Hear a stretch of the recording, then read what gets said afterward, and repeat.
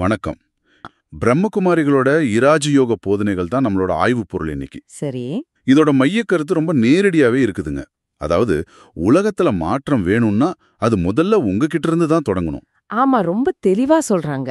இந்த ஆதாரங்கள்ல ஒரு விஷயம் எனக்கு பிடிச்சது என்னன்னா, ஆன்மீகத்தை ஏதோ ஒரு மதத்தோட அடையாளப்படுத்தாம ம் உலகளாவிய விழுமியங்களை அடிப்படையா வச்சு ஒரு பிராக்டிக்கல் வாழ்க்கை முறையா சொல்றாங்க. ஆமா ஆமா, அது ரொம்ப முக்கியமான பாயிண்ட். ஆன்மீகம்ங்கிறது எல்லாருக்கும் பொதுவானது, மதங்களுக்கு அப்பாற்பட்டது. ஆமா. அது நம்மள நாமளே தெரிஞ்சுக்கிறது, உள்ள இருந்து நம்மள மேம்படுத்திக்கிறது.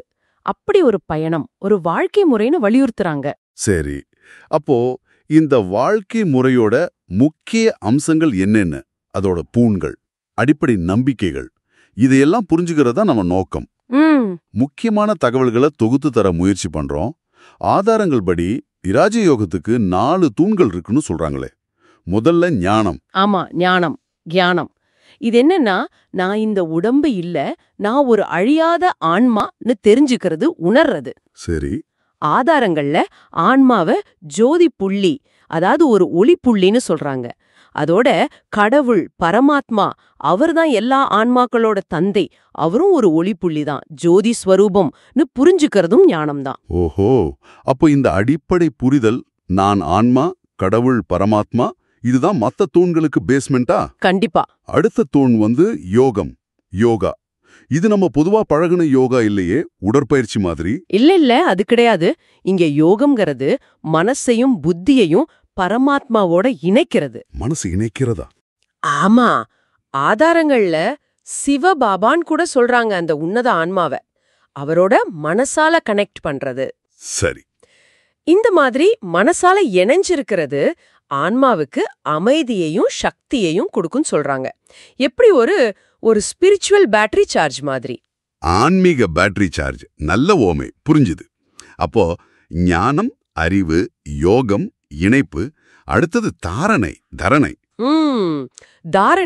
இது என்னன்னா, நாம கத்துக்கிட்ட ஞானத்தையும் யோகம் மூலமா கிடைச்ச சக்தியையும் நம்ம அன்றாட வாழ்க்கையில கொண்டு வர்றது, பிராக்டிக்கலா அப்ளை பண்றது. ஆமா. ஆன்மாவோட உண்மையான குணங்கள் இருக்கு இல்லையா, அமைதி, தூய்மை, அன்பு, சக்தி, ஆனந்தம், இந்த மாதிரி இதையெல்லாம் நம்ம செயல்கள்ல, பேச்சுல, எண்ணங்கள்ல வெளிப்படுத்துறது. ஓகே. தெரிஞ்சுகிட்டத வாழ்க்கையில கொண்டு வர்றது தான் தாரணை. ஞானம், யோகம், தாரணை. 4வது தூண் சேவா. இது எப்படி மத்ததோட கனெக்ட் ஆகுது? சேவைங்கிறது தன்னலம் இல்லாம மத்தவங்களுக்கு, மனுஷ குலத்துக்கு தொண்டு செய்யறது. சரி. இதோட அடிப்படை என்னன்னா, எல்லா ஆன்மாக்களும் ஒரே பரமாத்மாவோட குழந்தைகள் அப்படிங்கிற ஞானம்தான். ஆமா. அந்த புரிதல் வந்துட்டா அப்புறம் பாகுபாடு, வேற்றுமையெல்லாம் போயிடும்.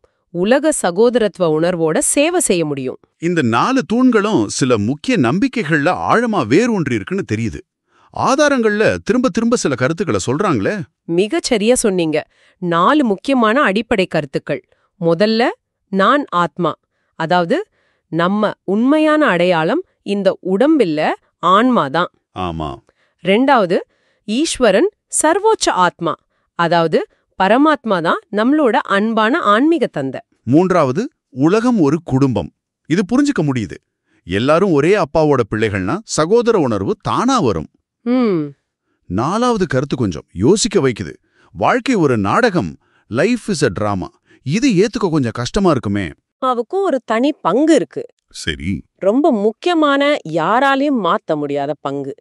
இங்க முக்கியம் என்னன்னா, விதிய நினைச்சு சோர்வடைறதில்ல, உங்க பங்க உணர்ந்து பற்றில்லாம அமைதியா அதை நல்லபடியா செய்யறது. ஆதாரங்கள் சொல்ற மாதிரி உங்க பங்க உங்களை விட வேற யாரும் நல்லா செய்ய முடியாது. உங்க பங்க உணர்ந்து அமைதியா செய்யறது. இது யோசிக்க வைக்குது. இந்த நாடக கருத்தோட சேர்த்து காலம் பத்தியும் ஒரு பார்வை இருக்கு. நேரம் நேர்கோட்டுல போகாம ஒரு சுழற்சி மாதிரி. ஆமா, கால சுழற்சி, டைம் சைக்கிள். ஆதாரங்கள் படி நாம இப்போ கலியுகத்துல இருக்கோம். கலியுகு, இரும்பு காலம்னு சொல்லலாம். இரும்பு காலம். ஆமா. இதுல ஆன்மீகம் வீழ்ச்சியடையும், தர்மம் குறையும், மனுஷ உறவுகளும் இயற்கையும் கூட பலவீனமாகும் காலம் இது. ஆனா இது இப்படியே இருக்காதுன்னு சொல்றீங்களா? இல்ல, இந்த சுழற்சியில அடுத்து சத்யுகம், அதாவது பொற்காலம் வரப்போகுதுன்னு ஆதாரங்கள் சொல்லுது. பொற்காலம். அது முழுமையான அமைதி, தூய்மை, சந்தோஷம், வளம் எல்லாம் நிறைஞ்ச காலமா இருக்கும். ஆனா இந்த பெரிய மாற்றத்துக்கு முன்னாடி ஒன்னு நடக்கணும். என்னது அது? இந்த கலியுகம் முடியும் போது எல்லா ஆன்மாக்களும் அவங்க உண்மையான நிரந்தர வீட்டுக்கு திரும்ப போகணும். வீட்டுக்கா? ஆமா, அதுதான் பரம்தாம், ஆன்மாக்களோட உலகம். இது இந்த பௌதீக உலகத்துக்கு அப்பாற்பட்டது, அமைதியும் ஒளியும் நிறைஞ்ச இடம். சரி. அங்க போய் தூய்மை அடைஞ்சதுக்கு அப்புறம் தான் ஆன்மாக்கள் திரும்பவும் புது உலகமான சத்யுகத்துல அவங்க பங்கு எடுக்க வருவாங்க. ஓகே. ஆக இந்த தூண்கள், அடிப்படை கருத்துக்கள், காலச் சுழற்சி, பரந்தாமம் இதெல்லாம் சேர்த்து சொல்ல வர்ற மையமான விஷயம் என்ன? இந்த ஆதாரங்கள் நமக்கு கொடுக்க நினைக்கிற முக்கியமான புரிதல் எது? ரொம்ப முக்கியமா சுய மாற்றம் தான் உலக மாற்றத்துக்கு அடிப்படை. இதுதான். ஆமா, அது ஆரம்பத்திலே சொன்னீங்க. ஆதாரங்கள் இத தெளிவா திரும்ப திரும்ப சொல்லுது. நாம மாறும்போது உலகம் மாறும்.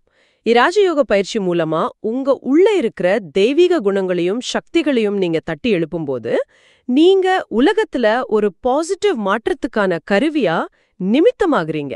நிமித்தம், ஒரு கருவி. ஆமா, இது உள்ள இருந்து ஆரம்பிக்கிற ஒரு அமைதியான புரட்சி.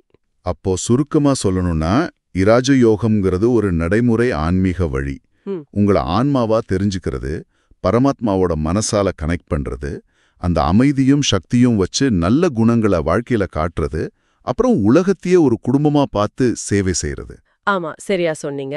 இது எல்லாமே நான் ஆத்மா, ஈஸ்வரன் என் தந்தை, உலகம் என் குடும்பம், வாழ்க்கை ஒரு நாடகம்ங்கிற அந்த 4 அடிப்படைகள்ல நிக்குது. கடைசியில எல்லாமே சுய மாற்றத்தோட முக்கியத்துவத்துல தான் வந்து சேருது. அதுதான் உலக மாற்றத்துக்கான திறவுகோல். சரி, இப்போ நீங்க யோசிச்சு பார்க்கறதுக்காக ஒரு கேள்வியை கேட்கிறோம். வாழ்க்கைங்கிறது உண்மையிலேயே முன்னாடியே தீர்மானிச்ச ஒரு நாடகம். அதுல ஒவ்வொரு ஆன்மாவான உங்களுக்கும் ரொம்ப முக்கியமான தனித்துவமான பங்கு இருக்குன்னு ஒரு நிமிஷம் ஏத்துக்கிட்டா, அந்த புரிதலோட, அந்த விழிப்புணர்வோட உங்க பங்க முழுமையான அமைதியோடையும் தெய்வீகத்தன்மையோடையும் வாழ்ந்து முடிக்கிறதுங்கிறது எப்படிப்பட்ட அனுபவமா இருக்கும்? ஓம் சாந்தி.